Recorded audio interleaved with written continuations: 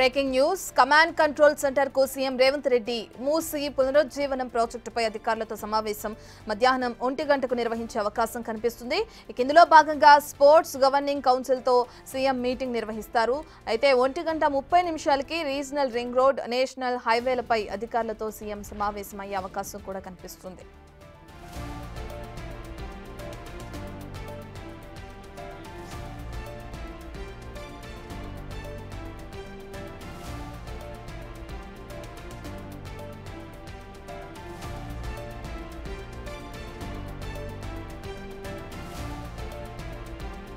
Command control centre కు CM Revanth Reddy ఇచ్చేసే అవకాశం కనిపిస్తుంది. 1 గంట 30 నిమిషాలకి దాని తర్వాత అధికారులతో సమావేశం నిర్వహిస్తారు. ఈ సమావేశానికి సంబంధించిన పూర్తి డీటెయిల్స్ అందించడానికి మా ప్రతినిధి వాసు అందుబాటులో ఉన్నారు. రైట్ వాసు, ఈ సమావేశంలో ఎవరెవరు అధికారులు పాల్గొనే అవకాశం కనిపిస్తుంది, డీటెయిల్స్ ఏంటి?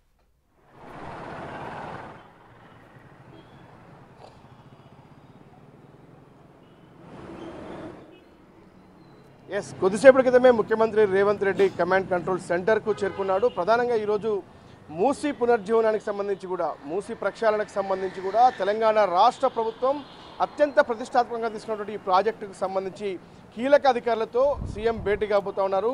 అయితే ప్రధానంగా నార్సింగ్ నుంచి నాగోల్ వరకు ఉన్నటువంటి 25 కిలోమీటర్ల మూసీకి సంబంధించి కూడా ఇప్పటికే మూసీ ఏదైతే ఎఫ్టీఎల్ పరిధిలో ఉన్నటువంటి కట్టడాలకు సంబంధించిన వ్యవహారంలో కూడా ఏ విధంగా ముందుకెళ్ళాలి, ప్రాజెక్టును ముందుకు తీసుకెళ్లే అంశం వరకు ఎలాంటి నిర్ణయాలు తీసుకోవాలనే అంశం పైన, ఎందుకంటే 30, 40, 50 గజాల్లో కూడా చాలా చిన్న చిన్న ఇళ్లు నిర్మించుకున్నటువంటి చాలామంది బాధితులు ఉన్నారు. వాళ్ళందరికీ కూడా ఉచిత నివాసాలు ఏర్పాటు చేసే అంశానికి సంబంధించి కావచ్చు, వాళ్ళను ఉచిత రవాణా కల్పించి తరలించే అంశానికి సంబంధించి కావచ్చు, అంటే ఇవన్నీ కూడా ప్రాజెక్టు ముందుకు వెళ్ళాలంటే ఏ విధంగా అధికారులకు కొన్ని కీలక సూచనలు చేసే అవకాశం కనిపిస్తూ ఉంది.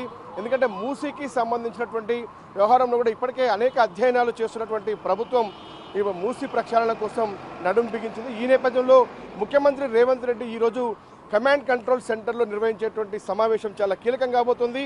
చాలా పెద్ద ఎత్తున కూడా అధికారులందరూ కూడా హాజరు కాబోతా ఉన్నారు. కొద్దిసేపటి క్రితమే ఆయన అంబర్పేటలో జ్యోతిరావు బాపు పూలేకు నివాళులు అర్పించిన తర్వాత నేరుగా ఆయన ఇక్కడికి చేరుకోవడం జరిగింది.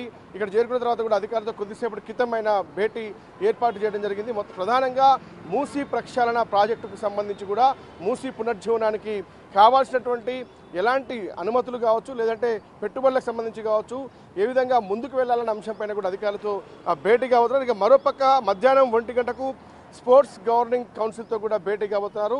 ఆ తర్వాత 1 గంట 30 నిమిషాలకు రీజనల్ రింగ్ రోడ్ సంబంధించి, మరోపక్క నేషనల్ హైవేకి సంబంధించినటువంటి పెండింగ్ ప్రాజెక్టులపైన కూడా ముఖ్యమంత్రి సమీక్ష నిర్వహించబోతున్నారు. రీజనల్ రింగ్ రోడ్ సంబంధించి కేంద్ర అనుమతులు కావచ్చు, ఆ తర్వాత అక్కడ రీజనల్ రింగ్ రోడ్ సంబంధించినటువంటి రోడ్ల విషయంలో కావచ్చు, తీసుకోవాల్సినటువంటి జాగ్రత్తల అంశానికి సంబంధించినటువంటి పూర్తి స్థాయిలో కూడా రీజనల్ రింగ్ రోడ్ పైన అధికారులతో భేటీ కాబోతున్నారు. ఇక నేషనల్ హైవేస్ సంబంధించి కూడా పూర్తిగా అనుమతులకు సంబంధించి కావచ్చు, పెండింగ్ ప్రాజెక్టులకు సంబంధించినటువంటి వ్యవహారం పైన ముఖ్యమంత్రి ప్రధానంగా కీలక అధికారులతో కూడా భేటీ కాబోతున్నారు. మొత్తం మధ్యాహ్నం 2 గంటల 30 నిమిషాల వరకు కూడా ఈ యొక్క సమావేశాలు నిర్వహించబోతా ఉన్నారు.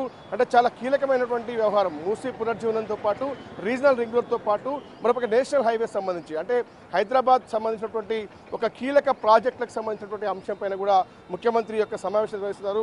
ఈ సమావేశం మధ్యాహ్నం 2 గంటల 30 నిమిషాల వరకు కొనసాగే అవకాశాలు కనిపిస్తూ ఉన్నాయి. భాగంగా వీటికి సంబంధించి ఎటువంటి నిర్ణయాలు తీసుకునే అవకాశం ఉంది?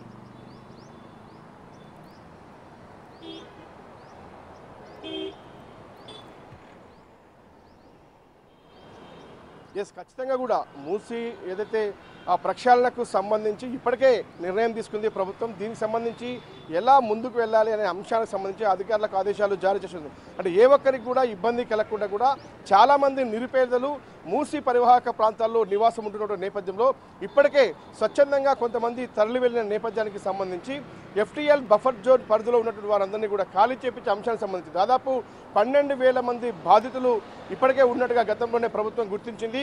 25 కిలోమీటర్ల పరిధిలో, అంటే ప్రధానంగా ఏదైతే నగరం మధ్యలో ఉన్నటువంటి నార్సింగ్ నుంచి నాగోల్ వరకు ఉన్నటువంటి యొక్క ఎవరైతే బాధితులు ఉన్నారో, ఎవరైతే ఆ మూసీ పరివాహక ప్రాంతాల్లో మురికి కుంపల్లో ఉంటున్నటువంటి అంశానికి సంబంధించి వాళ్ళని చాలా సేఫ్గా తరలించే అంశానికి కావచ్చు, తర్వాత ప్రాజెక్టు ముందుకు వెళ్ళడానికి తీసుకోవాల్సిన చర్యలు ఏంటి, అంటే ప్రాజెక్టుని మొదలుపెట్టి ప్రధానంగా కూడా ఏదైతే పూర్వ వైభవానికి రంగారెడ్డి, హైదరాబాద్, నల్గొండ జిల్లాలకు సంబంధించి మూసీ అనేది చాలా కీలకంగా కాబోతా ఉంది. గతంలో ఏదైతే పూర్వం ఎలా ఉందో మూసి యథావిధి స్థితికి తీసుకొచ్చే అంశానికి సంబంధించి ఎలాంటి జాగ్రత్తలు తీసుకోవాలి, హైదరాబాద్కు మనహారంగా ఉన్నటువంటి మూసీకి సంబంధించి ఇప్పుడైతే మురికి కూపంలో ఉన్నటువంటి వారిని తరలించడం కావచ్చు, మూసిని ఏదైతే పునర్జీవనం కల్పించే అంశానికి సంబంధించి కావచ్చు, ఇదొక తెలంగాణ ప్రభుత్వం ప్రతిష్టాత్మకంగా తీసుకున్నటువంటి ఈ ప్రాజెక్టుకు సంబంధించి ఏ విధంగా ముందుకు వెళ్ళాలి అన్న అంశంపైన ముఖ్యమంత్రి దిశానిర్దేశం చేయబోతున్నారు.